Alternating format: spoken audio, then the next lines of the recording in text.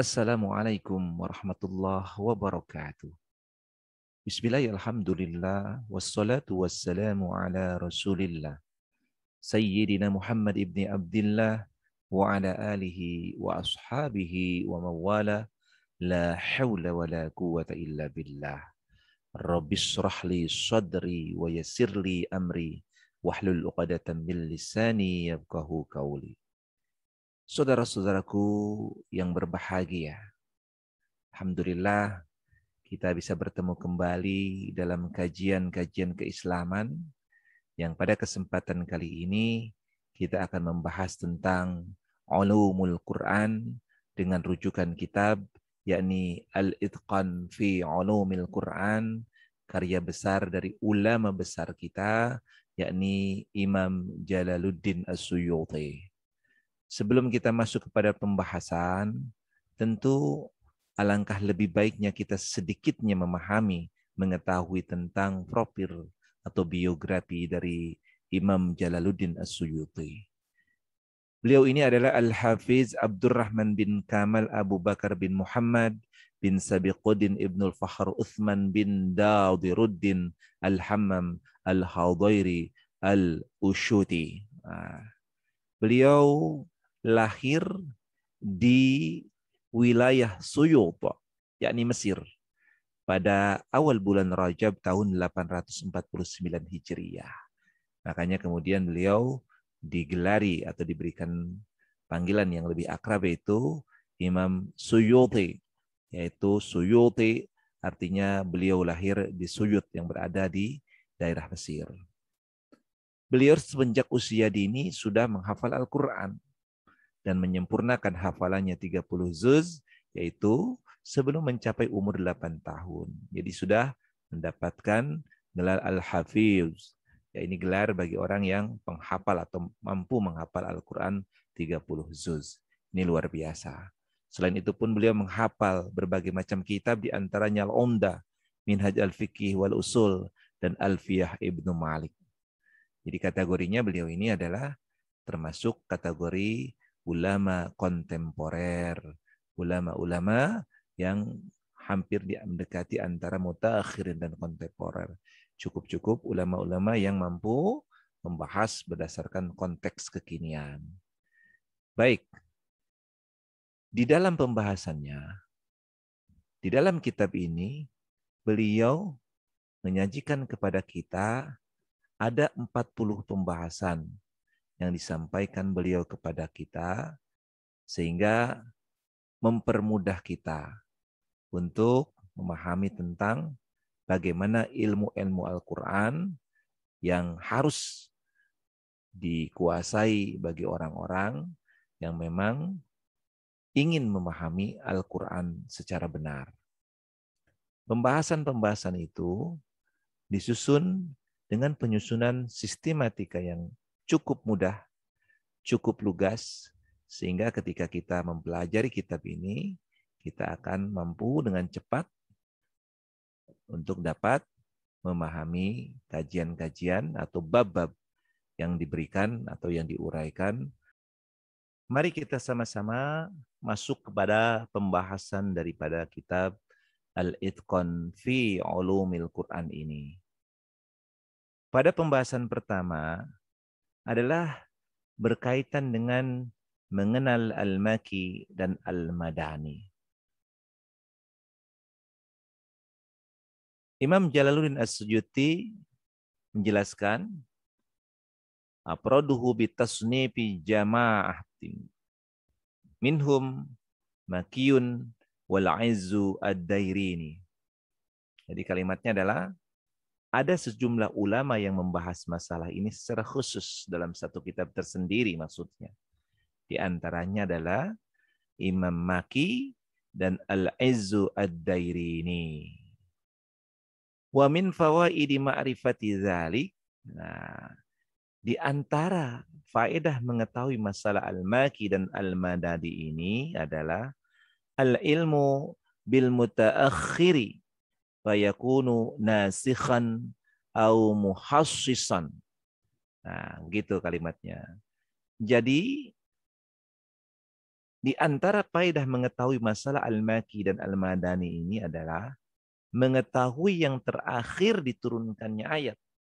Sehingga dapat diketahui apakah ia berposisi sebagai nasikh yang menghapus ayat sebelumnya, yang dimansukh, yang dihapus, atau sebagai mukhassis yang menghususkan terhadap ayat sebelumnya yang bersifat am. Nah ini. Ala ra'yi mayyara ta'akhiral mukhassis. Jadi ini menurut pendapat ulama yang berpandangan tentang takhirnya atau posisi terakhirnya adalah mukhassis. Jadi kalau orang memahami atau mengenai tentang Al-Maki, Al-Madani, maka dapat dipahami juga bahwa ayat yang terakhir yang diturunkan itu, apakah dia nasikh, menghapus ayat yang sebelumnya yang dimansukh, atau dia mukhassis, yang menghususkan terhadap suatu ayat sebelumnya yang bersifat am.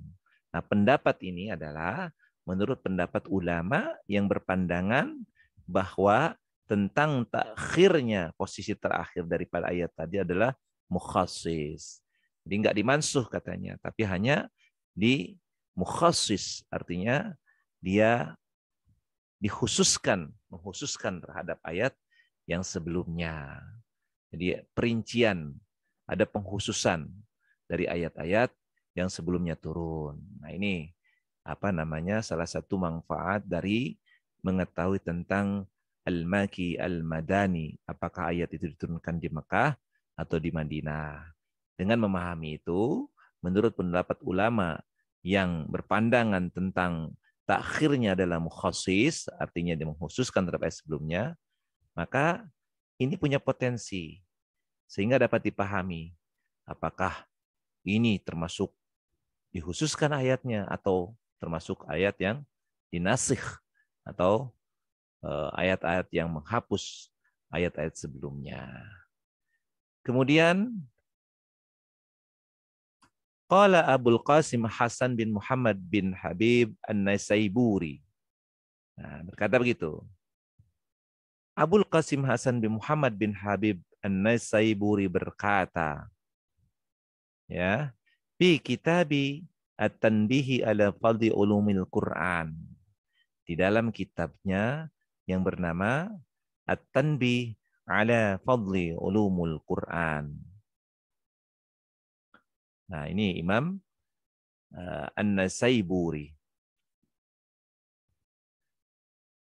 Min asyrafa ulumil Quran ulimi nuzulahu wa jihatuhu. Jadi di antara dikatakan oleh Imam An-Nasaiburi, di antara yang paling mulia dari ulum Quran, ilmu-ilmu Al-Quran, adalah ilmu tentang turunnya Al-Quran. Kemudian wajihatihi, tentang sasarannya, wa tartibu ma nuzzila bi Makkah wal Madinah, tentang urutannya, apakah yang mana dari ayat yang diturunkan di Mekah atau di Madinah, wa ma nuzila bi Makkah wa hukmuhu madani, dan apa atau ayat yang diturunkan di Mekah tetapi hukumnya Madinah. Wa ma nuzila bil Madinati wa hukmuhu maqiyun, dan ayat yang diturunkan di Madinah tetapi hukumnya adalah Makkah. Atau wa ma nuzila bi Makkati fi ahlil Madinah, jadi diturunkan di Mekah tetapi untuk penduduk Madinah. Wa ma nuzila bil Madinati fi ahli Makkah. Atau sebaliknya, apa yang diturunkan di Makkah tetapi untuk orang Madinah, dan apa yang diturunkan di Madinah tetapi untuk orang Makkah. Kemudian apa yang mirip dengan Maki sementara ia Madani, dan apa yang mirip dengan Madani sementara ia Maki.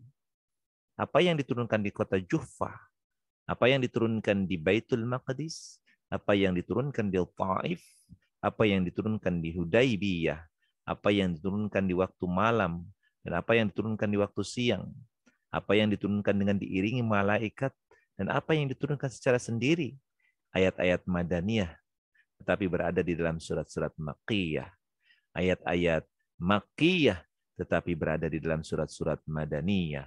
Apa yang dibawa dari Makkah ke Madinah, apa yang dibawa dari Madinah ke Makkah, apa yang dibawa dari Madinah ke negeri Habasyah atau Ethiopia, apa yang diturunkan secara mujmal atau global, dan apa yang diturunkan secara mufassar, yakni diterangkan, dan apa yang diperselisihkan oleh para ulama. Sebagian mereka mengatakan bahwa itu madani, dan sebagian yang lain mengatakan itu adalah maki. Nah, ini pendapat dari Imam Naisaburi, ya, Imam Naisaburi di dalam kitabnya At-Tanbih ala Fadli Ulumul Quran yang dinukil oleh Imam Jalaluddin As-Suyuti. Nah, dijelaskan kembali, inilah 50 macam. Barangkali tidak mengetahuinya dan tidak dapat membedakan di antara yang ada, maka tidak halal baginya untuk berbicara tentang kitabullah Ta'ala atau Al-Quran. Barang siapa yang tidak mengetahuinya dan tidak dapat membedakan di antara yang ada, maka tidak halal baginya untuk berbicara tentang kitabullah, tentang Al-Quran ini.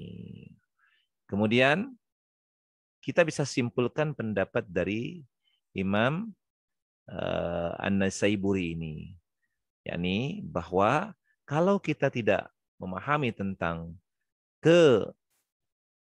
hal-hal yang dibahas tadi, baik dari sisi apakah dia turun di Makkah, Madinah, hukumnya Makkah, tapi turunnya di Madinah atau yang lain-lainnya, maka orang yang tidak memahami hal-hal ini, tidak memahami yang berkaitan dengan 50 macam yang disebutkan tadi di atas itu, maka bahkan dia tidak membedakan di antara hal-hal yang di atas, maka kata Imam Naisaburi tidak halal bagi orang itu berbicara tentang Al-Quran.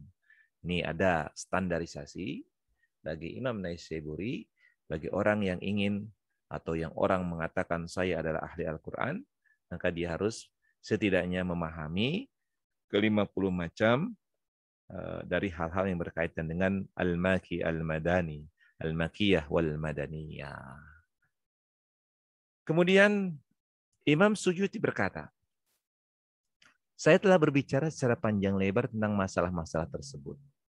Sebagian ada yang saya bahas dalam satu kitab sendiri, dan sebagiannya ada yang saya bicarakan masuk dalam sebagian pembahasan yang lainnya. Kemudian Imam Ibnu Al-Arabi berkata dalam kitabnya An-Nasih wal Mansukh, apa yang kita ketahui secara global dari Al-Quran, bahwa sebagiannya adalah yang maki dan ada yang madani. Ada yang safari dan ada yang hadari. Ada yang laili dan ada yang nahari. Ada yang sama'i dan ada yang arudi. Ada yang turunkan di antara langit dan bumi. Dan ada yang diturunkan di bawah tanah atau di dalam gua. Ibnu An-Naqi berkata di dalam muqaddimah tafsirnya sebagai berikut. Apa yang diturunkan dari Al-Quran ada 4 macam, yaitu Makki, Madani, apa yang sebagian Makki dan sebagian Madani, dan apa yang tidak termasuk Makki dan tidak pula Madani. Ketahuilah bahwa para ulama dalam mendefinisikan Al-Makki dan Al-Madani terdapat 3 istilah atau definisi. Jadi dalam mendefinisikan Al-Makki dan Al-Madani ada 3 istilah. Ya. Yang pertama adalah, dan ini yang paling terkenal, Al-Makki adalah sesuatu ayat atau surat yang diturunkan sebelum hijrah, dan Al-Madani adalah sesuatu yang diturunkan setelah hijrah, baik yang turun di Makkah atau di Madinah, turun pada tahun Futuh Makkah atau tahun terjadinya Haji Wada, atau dalam salah satu berpergian baginda Nabi Muhammad SAW. Utsman bin Sa'id Ad-Darimi mengeluarkan sebuah riwayat dengan sanadnya yang sampai kepada Yahya bin Salam.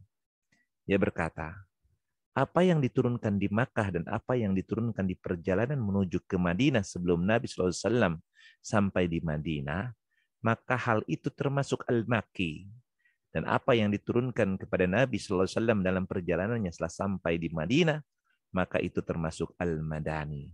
Ini merupakan asar. Asar itu perkataan sahabat yang baik, yang diambil kesimpulan darinya bahwa apa yang diturunkan dalam perjalanan hijrah secara istilah disebut maki. Jadi kalau orang mendefinisikan di dalam pendapat yang masyhur ini tentang istilah al-maki al-madani, jadi al-maki itu adalah ayat atau surat yang diturunkan sebelum hijrah.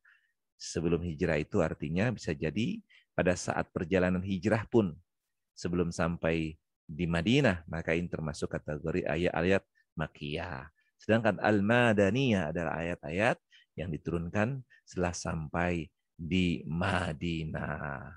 Ini apa namanya pendapat yang pertama yang paling terkenal. Kemudian pendapat yang kedua adalah al-maki adalah sesuatu yang diturunkan di Makkah meskipun setelah hijrah. Dan al-madani adalah sesuatu yang diturunkan di Madinah. Berdasarkan definisi ini, maka ada posisi ayat atau surat yang di tengah. Artinya bahwa apa yang diturunkan pada saat Nabi SAW berpergian di luar Makkah dan Madinah, maka tidak dapat disebut maki atau madani. Imam At-Tabrani mengeluarkan sebuah riwayat di dalam kitabnya Al-Mu'jam Al-Kabir melalui Al-Walid bin Muslim dari Ufair bin Mi'dan, dari Ibnu Amir, dari Abi Umamah. Ia berkata bahwa Rasulullah SAW bersabda, Al-Quran diturunkan dalam 3 tempat, Makkah, Madinah, dan Syam. Walid bin Muslim berkata, yang dimaksud dengan Syam adalah Baitul Maqdis. Syekh Imaduddin bin Katsir berkata, tetapi ditafsirkan dengan Tabuk itu lebih baik. Sedangkan Imam Suyuti berkata, termasuk di Makkah dan sekelilingnya, seperti yang diturunkan di Mina, Arafah, Hudaybiyah, dan termasuk di Madinah dan sekelilingnya, apa yang diturunkan di Badar, Uhud, dan Gua Salah. Nah ini, pendapat kedua, bahwa yang dikatakan Al-Maki dan Madani itu adalah dia diturunkan di Mekah, baik sebelum hijrah maupun sesudah hijrah. Jadi walaupun setelah hijrah, maka apabila itu diturunkan di Mekah, maka disebut dengan ayat atau surat Makkiyah. Dan apapun yang diturunkan sebelum atau sesudah hijrah, maka itu tidak berpengaruh dalam pendapat ini. Itu tetap dikatakan berdasarkan tempatnya saja, di Mekah atau di Madinah. Dan yang terakhir ada sabda baginda Rasul bahwa yang dikatakan turunnya atau tempat turunnya Al-Quran itu disinyalir atau diindikasikan ada 3 tempat, yaitu Makkah, Madinah, dan Syam. Nah, ketika membahas tentang Syam, ada yang berpendapat ada Syam itu Baitul Maqdis, kemudian ada yang ditafsirkan oleh Ibnu Katsir yang Tabuk, dan Imam Suyuti bahwa yang dikatakan Syam itu termasuk di Makkah dan sekelilingnya, seperti Mina, Arafah, Hudaybiyah, termasuk Madinah dan sekelilingnya, artinya sekitar Madinah, tidak perlu di Madinah. Misalnya di Badar, Uhud, dan Gunung Salah. Nah, pendapat yang ketiga adalah Al-Maki adalah sesuatu ayat atau surat yang ditujukan untuk ahli Makkah, dan Al-Madani adalah sesuatu yang ditujukan untuk penduduk Madinah. Di pendapat ketiga ini berdasarkan tujuannya. Ya, tujuannya, kalau tujuannya untuk penduduk Makkah, maka ini Al-Maki. Dan apabila tujuannya untuk penduduk Madinah, maka menjadi ayat Madaniyah. Al-Qadi Abu Bakar berkata dalam kitabnya Al-Intisar, sesungguhnya untuk mengetahui Al-Maki dan Al-Madani itu dikembalikan kepada hafalan sahabat dan tabi'in. Dan tidak ada suatu perkataan dari Nabi SAW tentang hal tersebut. Karena itu tidak diperintahkan. Dan Allah Subhanahu wa Ta'ala tidak menjadikan mengetahui hal itu termasuk kewajiban umat. Meskipun wajib bagi ahlu ilmu mengetahui secara nasikh dan mansukh yang dapat diketahui tanpa harus ada nas dari Rasulullah Sallallahu Alaihi Wasallam. Imam Bukhari mengeluarkan suatu riwayat dari Ibnu Mas'ud radhiyallahu anhu. Dia berkata, demi Allah, tiada Tuhan selain Dia. Tidak ada satu ayat pun dari kitab Allah Ta'ala kecuali saya mengetahui kepada siapa ayat itu turun dan di mana ia turun. Ayub berkata, Ada seorang bertanya kepada Ikrimah tentang satu ayat dari Al-Quran. Maka ia berkata, ayat itu turun di lereng gunung itu. Dan ia berisyarat ke gunung Salah. Ini diriwayatkan oleh Abu Nu'aim di dalam kitabnya Al-Hilyah. Ada sebuah riwayat dari Ibnu Abbas dan lainnya bahwa dia menghitung surat-surat Makki dan Madani. Saya mengemukakan apa yang terjadi padaku dari hal tersebut. Kemudian saya garis bawahi dengan menyeleksi apa-apa yang diperselisihkan di dalamnya. Ibnu Sa'ad berkata di dalam kitabnya At-Tabaqat, Al-Waqidi menceritakan kepada kami, Qudamah bin Musa menceritakan kepadaku dari Abi Salamah Al-Hadrami. Dia berkata, aku mendengar Ibnu Abbas berkata, aku bertanya kepada Ubay bin Ka'ab tentang Al-Quran yang diturunkan di Madinah.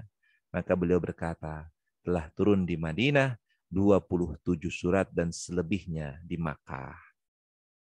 Abu Ja'far An-Nahas berkata dalam kitabnya An-Nasih wal Al-Mansukh, telah bercerita kepadaku Yamud bin Muzri. Dia berkata, telah bercerita kepada kita Abu Hatim Sahal bin Muhammad As-Sajastani.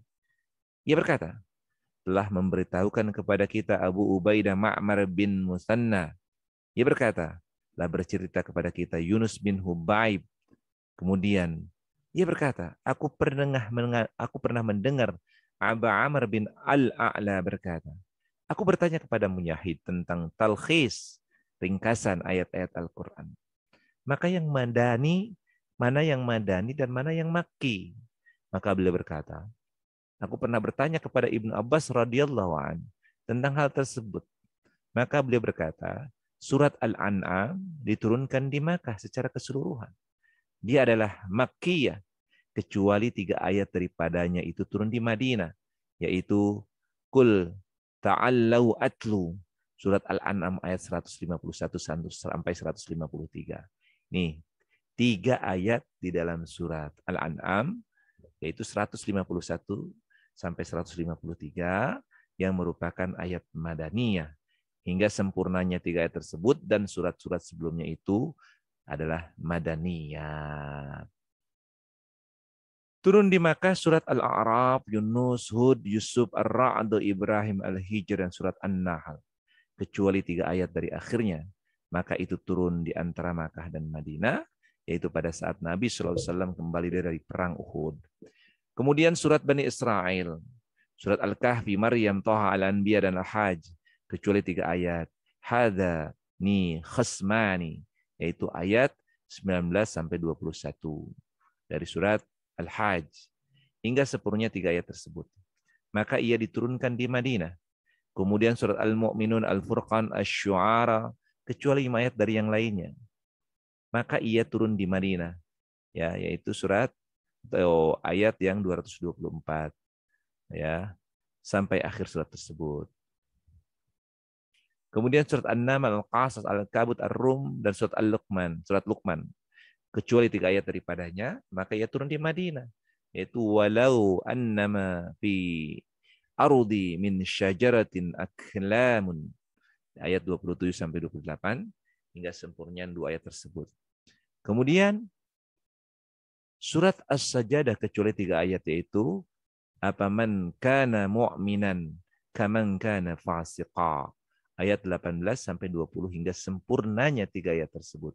Kemudian surat Saba, Fatir, Yasin, As-Saffat, Sad, dan surat Az-Zumar, kecuali 3 ayat daripadanya yang turun di Madinah, yaitu pada Wasi budak Hindun yang membunuh Hamzah, yaitu Qul ya ibadiyalladzina asrafu, ayat 53 sampai 55 hingga sempurna 3 ayat tersebut. Kemudian surat-surat Al-Hawamim, As-Sab'u, yaitu 7 surat yang dimulai dengan Hamim. Surat Qaf, Az-Zariyat, At-Tur, An-Najm, Al-Qamar, Ar-Rahman, Al-Waqi'ah, As-Saf, At-Tagabun, kecuali beberapa ayat terakhir. Itu turun di Madinah. Kemudian surat Al-Mulk, Nun, surat Al-Mul, Nun, Al-Haqqah, Sa'ala Sa'ilun, Nu, Al-Jin, Al-Muzammil, kecuali 2 ayat, yaitu Inna rabbaka ya'lamu annaka taqumu, ayat ke-20, dan surat Al-Mudaththir hingga Al-Quran yang terakhir, kecuali idza zulzilatil, idza jaa nasrullah, qul huwallahu ahad, ya, qul a'udzu birabbil falaq, qul a'udzu birabbin nas, Maka surat-surat ini adalah Madaniyah dan telah turun di Madinah. Surat Al-Anfal, Bara'ah, An-Nur, Al-Ahzab, surat Muhammad, Al-Fat, Al-Hujurat, Al-Hadid, dan setelahnya hingga surat At-Tahrim. Demikianlah Abu Bakar An-Nahas telah mengeluarkan riwayat tersebut sepanjang lebar dan sanadnya adalah jayyid, baik. Rijaluhu, para perawinya adalah thiqah, orang-orang yang dapat dipercaya. Mereka dari ulama Al-Arabiyah yang terkenal.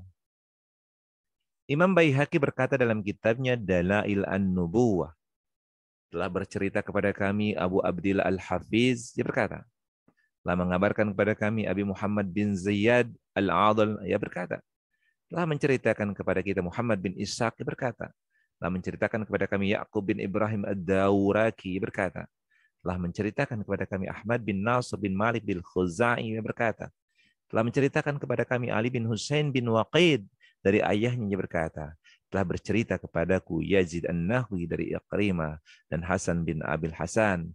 Keduanya berkata, Allah Subhanahu wa taala telah menurunkan dari Al-Qur'an di Makkah. Di antaranya surat-surat berikut. Iqra bismi rabbik. Surat An-Nun, Al-Muzammil, Al-Mudaththir, Tabbat yada Abi Lahab, Idza asy-syamsu kuwirat, Sabih isma rabbikal a'la, والليل إذا يغشى الفجر ضحى ألم نشرح العصر العاديات الكوثر الحكم التكاثر أرأيت قل يا أيها الكافرون أصحاب الفيل الفلك قل أعوذ برب الناس قل هو الله أحد النجم عبس إنا أنزلناه والشمس وضحاها والسماء ذات البروج والتين والزيتون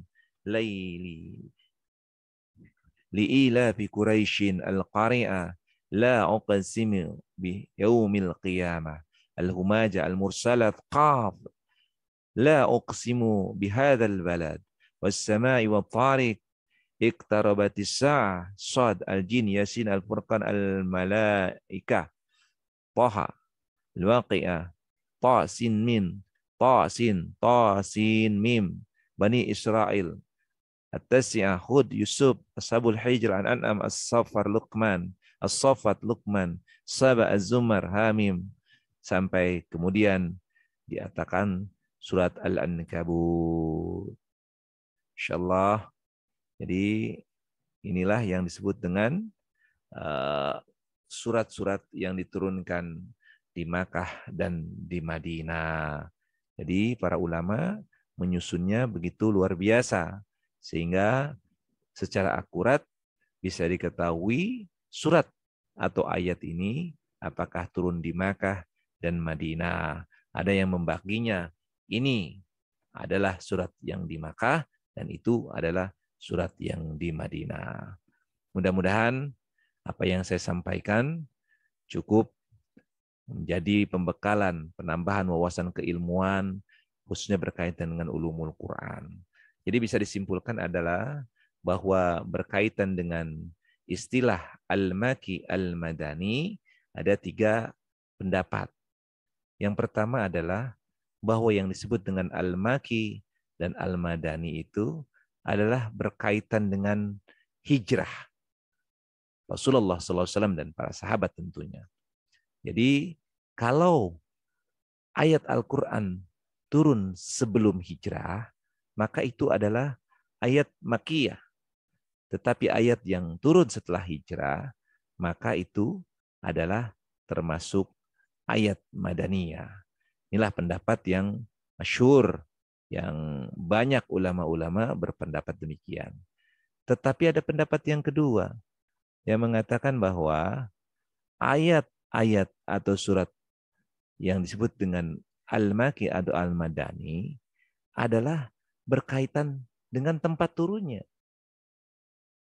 Baik itu setelah hijrah maupun sebelum hijrah, maka apabila ayat itu turun di Makkah, maka itulah ayat Makkiyah. Dan begitu pun apabila ayat atau surat itu adalah turunnya di Madinah, maka berarti dia adalah surat Madaniyah. Nah, pendapat yang ketiga adalah bahwa Al-Maki Al-Madani adalah berkaitan dengan tujuan.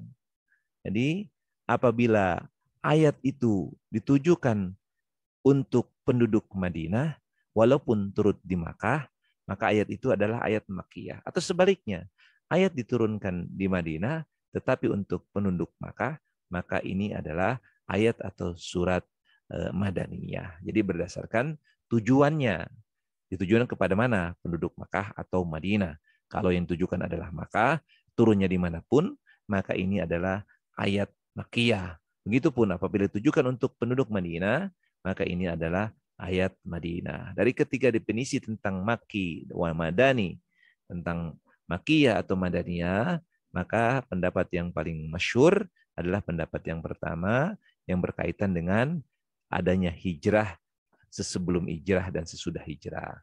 Maka ayat Madaniyah adalah ayat yang turun di Madinah sesudah hijrah, dan ayat Makkiyah adalah ayat yang turun di Mekah sebelum hijrah.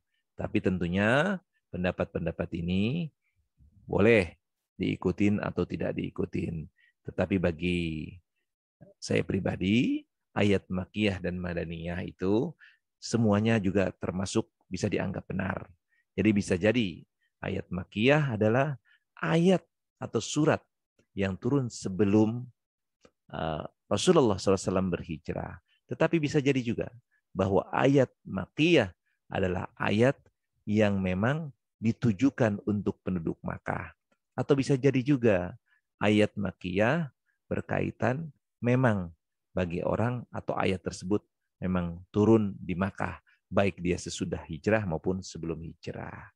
Mudah-mudahan ini jadi pemahaman yang sangat luar biasa untuk kita, sehingga kita mampu memahami ayat-ayat Al-Quran atau Al-Quran secara keseluruhan dengan benar, sehingga kita tidak salah di dalam menafsirkan ayat-ayat Al-Quran tersebut. Semoga bermanfaat. Demikian pertemuan kita kali ini. Usikum wa nafsi bitaqwallah. Assalamualaikum warahmatullahi wabarakatuh.